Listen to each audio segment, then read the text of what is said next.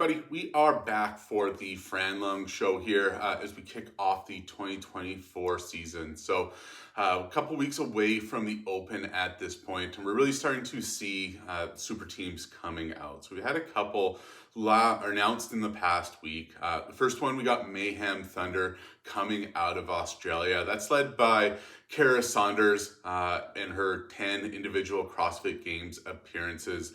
She's joined with Con Porter, James Newbury, and Emily Rooy.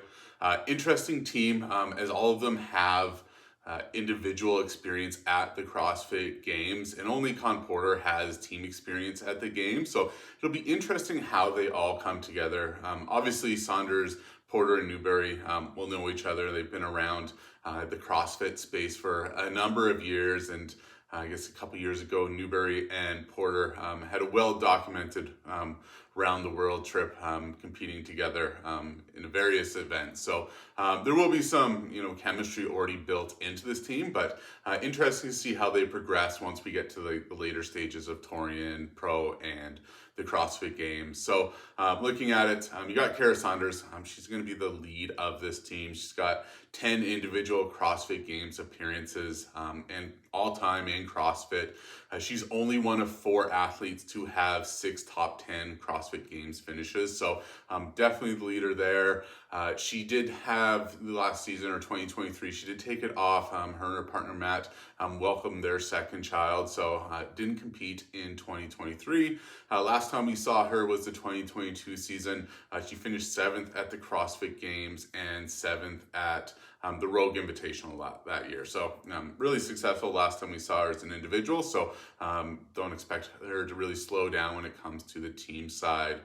Then you got Con Porter. He has 5 trips as an individual to the CrossFit Games and 2 team events. So as an individual, top finish is actually 24th. So was never able to break that top 20 barrier as an individual. But I guess interesting enough, in all his 5 trips to the CrossFit Games as an individual, he did have a top 5 event finish in each one of those. So interesting to kind of see that, he did have that top end in his wheelhouse events.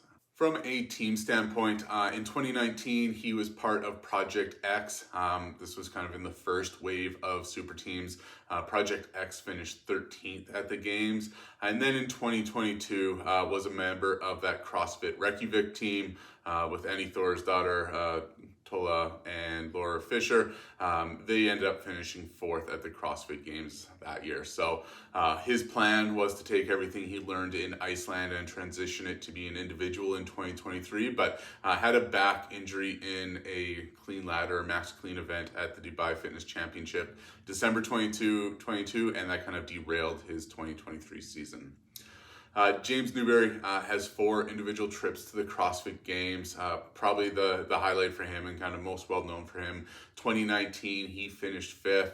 Kind of had that epic Ringer 1 event win where he just sold his soul on the assault bike in those back-to-back events, took the event win, and then suffered through the second half. So have that there. In 2023 was really kind of an interesting year for him. He kind of had that well documented, just doing CrossFit classes to qualify for Torian Pro, and even him getting to Torian Pro was kind of a fluke. He had a camera malfunction during one of the quarterfinal events. I think that was the heavy snatches and the burpee box jump over. So he only got credited for 1/10 of the reps in the actual event. Still ended up finishing 27th overall in Oceania, which was good enough to take him to the Torian Pro last year, where he finished, 9th last year. So again, top 10 finish when wasn't necessarily his sole focus. So he does maintain a high level of activity just through running CrossFit classes, high rocks, marathons, triathlons, you name it. So his physical condition is there, just a matter of putting it together from the team aspect of it. going way back in time, he did have two regional regional wins. He won the Pacific Regional twice, 2017 and 2018. And then back in sanctional era, had a second at the Australia CrossFit Championship back in 2020. So interesting to see Newbury back on the big stage. And then the fourth member of the team, Emily Rooy, she was a rookie at the CrossFit Games last year in 2023. Again, not one of those up-and-comers coming out of Australia. So personally, I think this is a great opportunity for her to learn from one of the best in the sport in Saunders and just how to approach training and competition, which I think will be a big help for her coming back, or when she does come back to the individual stage at some point in the future. She did qualify for the CrossFit Games last year, but Emily Rooy did finish 40th overall. Didn't necessarily have the offseason she probably wanted going into this year. So she had a 9th at the Down Under CrossFit Championship in early December, and then a 28th at Wadapalooza. So probably not the momentum she wanted building off of her rookie season, but interesting nonetheless that she is competing and learning on the competition floor. In terms of her being an up-and-coming athlete, when you just look at her quarterfinal finishes over the past 3 years, in 2021 she had a 56th in Oceania. Emily Rooy had a 23rd in 2022, and then a 7th last year. So really seeing that kind of ascension up the standings and just kind of how she has finished within that group. So Mayhem Thunder, definitely somebody to watch in Torian, and would definitely expect them to make it to the CrossFit Games. Next big super team that was announced over the past week is CrossFit Walleye. So this is made up of Jamie Simmonds, Hesketh, Elliot Simmonds, and Kristóf Horváth. So interestingly enough, this team has competed together. Back in 2022, they came second place at the Madrid Championship. So some chemistry there, know each other pretty well. And 3 out of 4 of them have competed at the games as a team before. So kind of the top athlete highlight here, Jamie Simmonds. She has 5 trips as an individual to the CrossFit Games, highlighted by her 3rd place finish in 2019. And again, all 5 of her trips to the games as an individual, she has finished in the top 20. So kind of an impressive feat from that standpoint. Did have a team appearance back in 2016, part of CrossFit Yaz, that finished 3rd place overall. Just interesting enough, Jamie Simmonds won the CrossFit Open in 2016 as well, and is the only winner of the CrossFit Open to then go team in the same season. So interesting stat for her. Saw her last year at the CrossFit Games, had to unfortunately withdraw due to that elbow injury she sustained in the Olympic lifting event. So she has kind of had a slow recovery through the off season, hasn't really done too much competing. So it'll be good to see her back on the competition floor and work out together there. Up next on the women's side, you got Hesketh. She's been to the CrossFit Games 3 times as a member of a team. So last year, again, part of the 2023 CrossFit Walleye edition, that team finished 6th overall, and she also has an 8th and a 9th that was part of team, I think, in 2015 and 2016. So she knows what it takes to compete at that level at the CrossFit Games as a member of a team. In 2022, Hesketh made a run for the games as an individual, ended up finishing 9th at the Lowlands Throwdown semifinal then. That was just 1 spot out of the last chance qualifier position that year. So good finishing for her. From an off-season standpoint this year, so she had a 6th place finish at the Dubai Fitness Championship in December, and then a 10th place finish in the Q, which is the Rogue Invitational Qualifier, which is the 2nd hardest competition in the off-season behind the Rogue Invitational. So some really stellar performances from her going into this season of training. On the men's side, you got Elliot Simmonds. So he has 2 trips to the games as an individual athlete, and 1 as part of a team. So that team was with Jamie, CrossFit Yaz, 3rd place in 2016. As an individual, he had a 26th in 2018 and a 19th in 2019 as an individual. So it'll be good to see him back on the competition floor. He had and shared a really well documented set of posts on Instagram, just kind of documenting the injury struggles and the comeback that he has had over the past 18 months. So it'll be really great to see him back on the competition floor in 2024. Next up, you got Kristóf Horváth. He's the only member of the team not to compete as an individual at the CrossFit Games.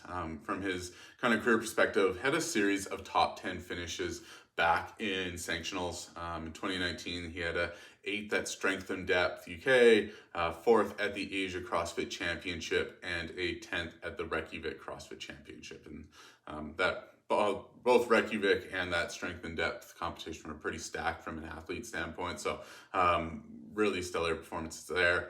Horváth definitely going to be bringing a strength component with Hesketh to this team. So just recently in the Q Qualifier 2023, he won the strength event out of the entire field that was qualifying there. It was a 3-rep overhead squat. He did 330 pounds for 3, super impressive. And at 2022 semifinals, Strength and Depth, he won the semifinals barbell complex, which I think was 3 cleans, 2 front squats, and a shoulder to overhead. So won that at the Strength and Depth competition. So it'll be good to see them come together as a team. Again, having that history definitely gives them a leg up on a lot of the super teams out there. Other competition news, the FIS Experience. So that went off, I guess, a couple weeks ago. Men's winner was Bill Leahy. On the women's side, Cindy Mikulishin. So well-deserved wins from them. Just a quick update on the men's side. There was a scoring update that was done after the podium presentation. So that resulted in Matt Brady taking the 3rd place and Ben Wise sliding down to 4th place. There was a scoring error. Ben Wise was given some extra tie break points on the max lift, which gave him that 3rd place spot. So that change just kind of swapped those 2 around. So congrats to Matt Brady for finishing on the podium at the FIS Experience.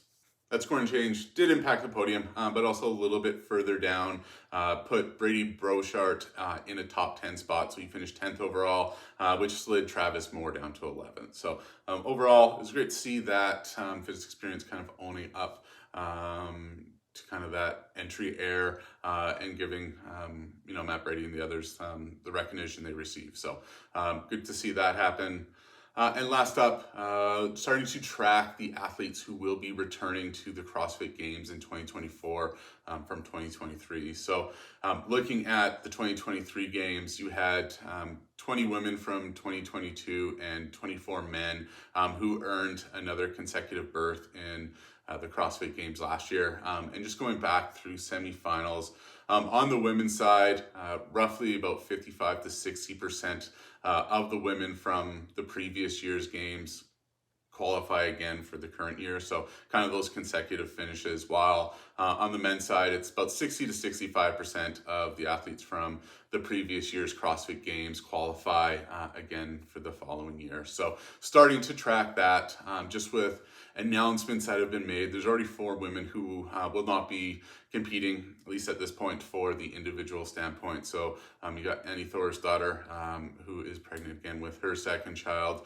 Jamie Simmonds, we just talked about going to CrossFit Walleye. Matilda Garns will be on that Peak 360 team, and Emily DeRoy is on Mayhem Thunder. So already 10% of the women's fields looks like they're bowing out from their return. On the men's side, you got Noah Olsen. He's going team as well, Peak 360. And qualifier last year didn't compete. Jason Smith out of Africa. He is suspended due to performance-enhancing drugs. So while he did qualify last year, didn't compete because that suspension got put in place. But we will see somebody new from Africa this year on the men's side. So with that, if you've made it this far, hit subscribe. You're probably going to like what we put out in the future. And with that, have a great day, and we'll talk to you later.